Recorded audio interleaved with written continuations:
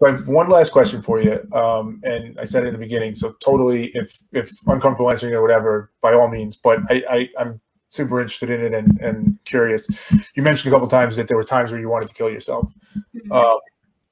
I like to think, as I said before, of everything in terms of math. So every decision we make, every action we take is a cost-benefit analysis that we're constantly running. So I'm curious, in the moments where you were thinking that, what did that look like for you, and how did you ultimately realize, no, actually, this calculation's coming out. I should live. I think that when I was younger, I was too terrified of my mother. So I was too afraid of what it would do to her. And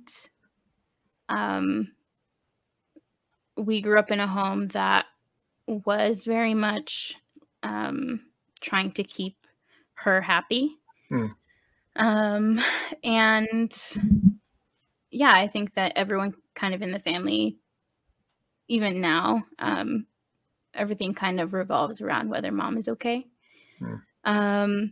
So when I was younger, I think I was just too scared, and I didn't have the means. And as I got older, I think I was just, life was so overwhelming that even putting in the effort to try to die was just too, like, I couldn't even do my laundry. Like, why would I take a bunch of pills? Like, that's just not, I couldn't do it. All I wanted to do was sleep.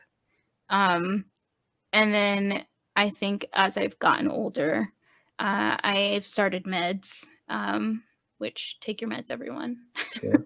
Don't forget. But I also have just come to realize the pattern. And I know that if I wake up tomorrow and I want to die for no reason, I will wake up the next day and be fine for no reason.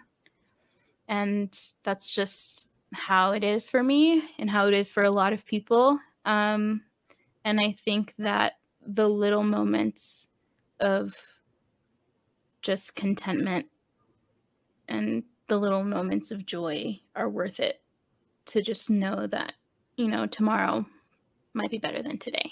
And if this depression spell lasts a few weeks, I have access to help.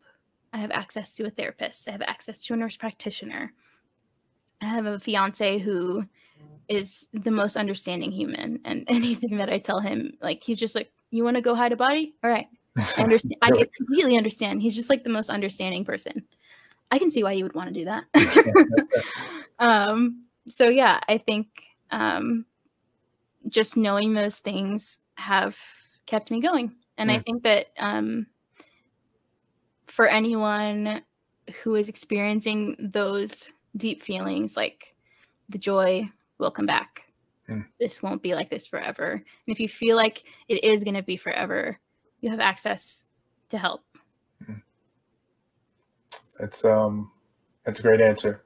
And it's interesting to me because it's a lot of its perspective, like you said, which is interesting. I never thought of it that way, that at a certain age and a certain moment, your reference points are such where if it feels too overwhelming in that moment, you don't have the perspective to say, like, oh, but tomorrow I'll wake up and I'll be okay, or 2 weeks from now, or the help I have.